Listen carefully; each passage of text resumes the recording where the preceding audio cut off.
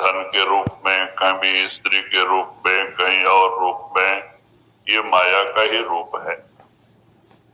कहते हैं माया अनेक रूप धारण करती है। माया का मतलब जो चीज नहीं है उसे माया कहते हैं। तो ये सृष्टि माया का है।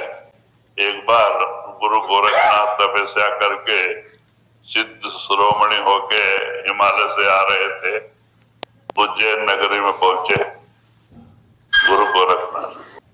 वो क्या किया कि वो थोड़ा आगे एक नदी, माने कि ऐसे जा रहे थे तो रास्ते में माया, माने एक सुंदर रानी का रूप धारण करके, राजकुमारी का, और रूप धारण करके, और जो घोड़ा का चाबुक रहता है वो हाथ अपने ऊपर रख के जा रही थी, वो उनके सामने से आ रही है।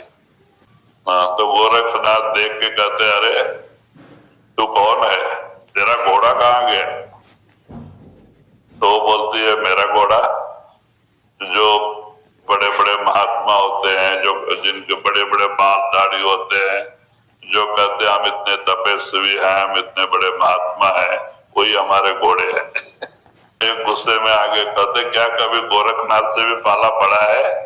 तो वो बोलती है, हंस के बोलती है, अरे उनको तो लगाम लगाने की भी जरूरत नहीं, ऐसे ही बैठ जाओ।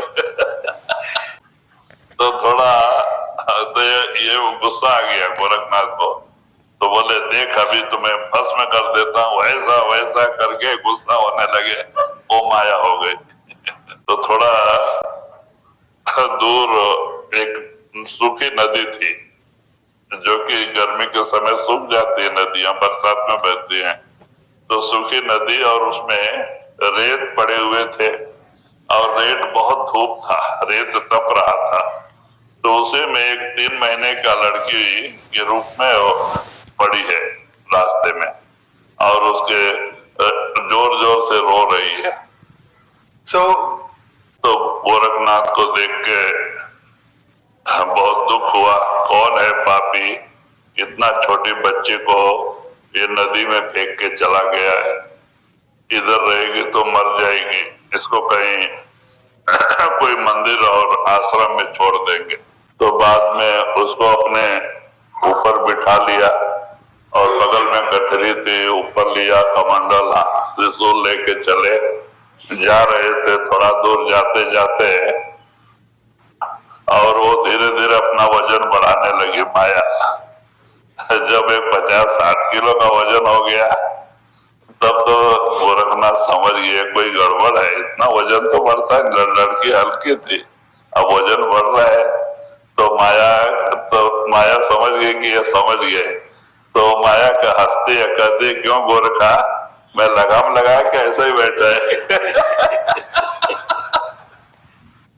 तो गोरखनाथ गजारी यही माया है, बोल को उसको पटक दिया नीचे, बोला अभी भस्म करता है, ऐसा वैसा, वो माया हो गई। तो कहते हैं ऐसे ये दुनिया का सामान भी ऐसा ही है, दिखता है लेकिन अशाश्वत है, ये माया का तमाशा है। एक जगह वही लड़की बनी बैठी है, एक जगह वही स्त्री बनी बैठी है, एक जगह वही धन दौलत बनी बैठी है।